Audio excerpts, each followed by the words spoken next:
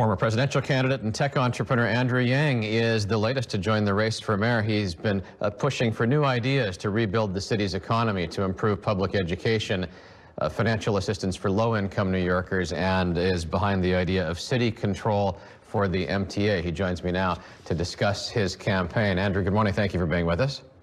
Morning, Pat. It's great to be here. You ran this idea of a presidential campaign based on transformational big ideas, different thinking. In city government, you got pothole repairs, and you got PTA meetings, and you got complaints about trash not being picked up. Can you make that shift to that local level of politics? I love this question so much, Pat, because a lot of people might not realize I ran a small business right here in New York City.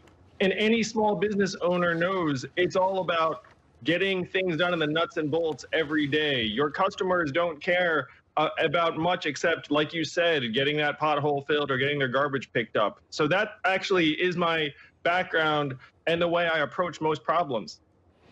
You've criticized the city's vaccination efforts, calling it poorly designed. Where was the failure there? Was the failure a month ago? Was the failure 6 months ago? How do you get ahead of something like that so that you don't end up in the situation we're at now, where somebody thinks they have an appointment for Tuesday until Monday when they don't have an appointment anymore? Unfortunately, there's a lot of accountability to go around. It does start with the Trump administration that completely botched the vaccination rollout, just sort of left it to the states. But then we had the state and the city not on the same page. There were different criteria for a period.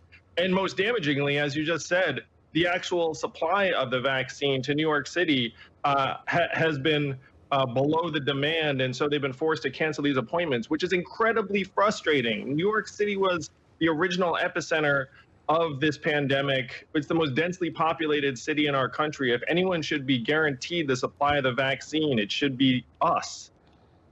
Day one, if you were elected, what would you do to deliver on those ideas?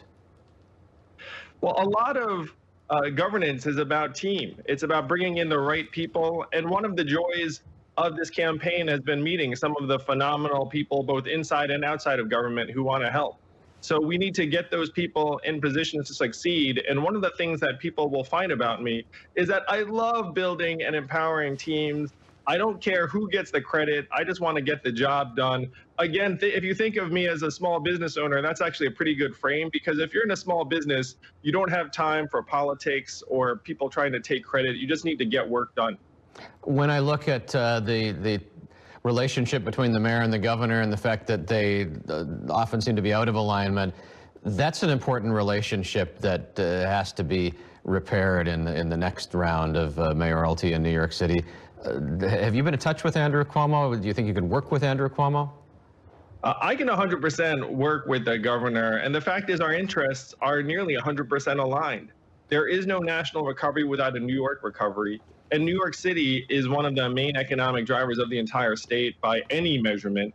So the governor and the mayor need to be working to make the case to the feds that New York and New York City are vital to the nation's eventual comeback. And I can make that case more powerfully than any other candidate in this race. I am friendly with the president, the vice president, the incoming secretary of transportation. I will be the governor's friend and ally in making sure New York gets its fair share. What's been the reaction on the streets? It's so different in this COVID campaign, but when you have been out at your limited campaign events, when you've been out meeting New Yorkers, are they excited about the chance of bringing some of your ideas to this race? And are you able to explain those ideas in those short conversations on the street? I haven't been doing a lot of explaining of my ideas when I meet people on the street. But I think, Pat, if you saw me, you'd be like, hey, it's Andrew Yang. And then we elbow bump and have a quick exchange. There's a lot of excitement around this campaign, really by any measurement. We've had over 2,000 people sign up to volunteer for the campaign, which I think is an outstanding sign of the enthusiasm right here in New York.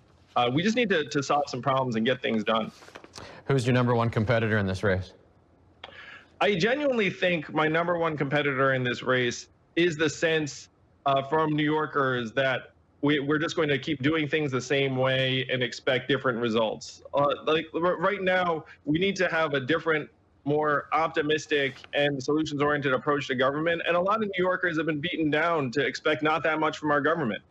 So that, I think, is the biggest thing I have to defeat, is let people know that better things are possible and that we can have a government that's working on our behalf, that's transparent, and is apolitical in terms of just delivering results. That was a diplomatic answer, Andrew, to a question. I was looking for a name there, but understood. Almost like a politician, Pat. Like, who knew?